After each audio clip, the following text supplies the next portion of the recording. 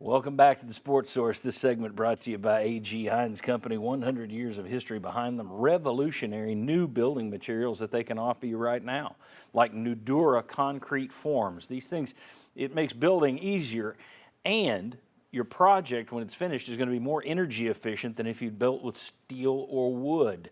Check out aghines.com. Get down there and visit them on Hines Street in downtown Knoxville to ask about Nudura concrete forms. We're always telling you about their history. Let me tell you, they are cutting edge in terms of tools and materials for your next home improvement project. A.G. Hines Company. All right, take a look here at Tennessee's tournament resume. You see their NCAA net ranking. We talk about losing 5 out of 7, yada, yada, yada. They're still the fourth best team in the country, according to the NCAA's computer that they will use when putting together their tournament bracket. Tennessee 21-8 overall, 13-2 at home, 4-5 on the road, 4-1 on neutral sites. Quad 1 win, 6-5. That's terrific against the best in the country. 3-3 against Quad 2. That would be where they take a little bit of a hit. And then undefeated against Quad 3 and Quad 4. South Carolina yesterday, another Quad 4 win. Ken Pomeroy has them as the 6th best team in the country. That was yesterday. I don't know about today, but 6th. Bracketology, Joe Lunardi has them as a 3 seed playing Eastern Washington, and the winner of San Diego State, West Virginia, if you get by EWU.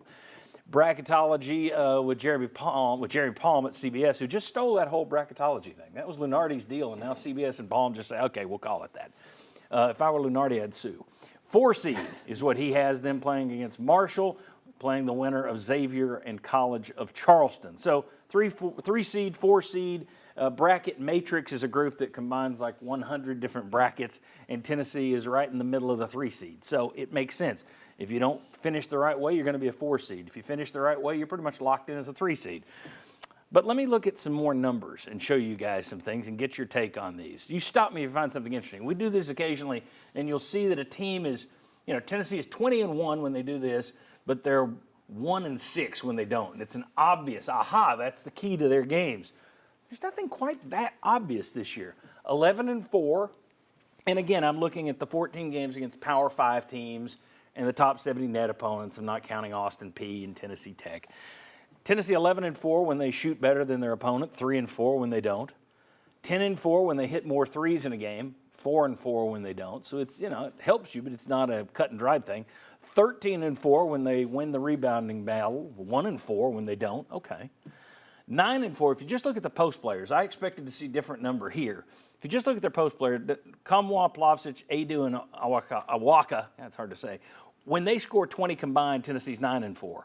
When they're under 20, they're 5-4. In their wins, those guys average 24 points a game. In their losses, they average 19 points. There's nothing there that screams, to me anyway, this is the key to Tennessee. I mean, some of those point in the direction, but it's not some of the numbers we've seen in the past. Anything stand out, surprising to you, not surprising to you? Are you surprised it's not more skewed? Yeah. Well, a little bit at the bottom there, if they can get impactful post presence, and I think it's often going to be a collective effort, expecting a Texas-type game that Olivier Kamwa had seems unrealistic. He's capable, but that's not happening too often. But the Alabama game, they had a number of guys step up. Adu was terrific in that performance, but Uros gave quality minutes off the bench. Often I think you're going to find offensive boards, sometimes putback opportunities for those guys, or getting to the foul line that way or kicking out. But if they can get a good collective effort from the post players, knowing how the perimeter guys can defend and potentially hit some of those shots, especially on kickouts, I think the post guys make a big impact. Yeah, probably the rebounding stat you had was the most telling, and that may be related to a lot of the posts. When the posts aren't rebounding as much and Tennessee's guards have to crash the boards, that has a residual effect. Maybe you can't get out in transition as much, and it could be the one stat that is the most lopsided. I think Tennessee has other things that maybe aren't as obvious, whether it's, protecting the rim. Jonas Adu is really good at that. Misses around the basket, that could lead to, better performances or not. So this is just like the season. It's very complicated, I think, with this team. Yeah, this may be the team that defies easy number analytical breakdown. A lot of teams you can look at and go, like with any of the Bruce Pearl teams, you look at tempo. If the other team slows it down, Pearl was in trouble. If they didn't slow it down, that's a win. It was that simple. It was cut and dried. I'm sure you felt the same as a staff. Well, we don't even need to work this week. But with this team, there doesn't seem to be a number that's clear and cut that if this happens, you will win. If this happens, you will not win. It could be just a team that defies a numerical explanation. Well, I mean, Or do you see something I think different? one of the things is we make open shots. You know, I mean, we truly will miss open shots. Last night we shoot almost 50% from three. We win by 40 points. You know, you look at the shooting numbers there. If we make more threes, we win more times. Than not, but it's not as exaggerated as I've seen in the past, and it's not as exaggerated as I expected to see. Well, and I think that also goes because that coincides with our defense. We're always a pretty good defensive team. I agree with what Josh said as well on the inside. I would expect with a team that is Barnes emphasizes inside so much. I would expect there to be more games that our post players put up that point total that you had as the differentiation number.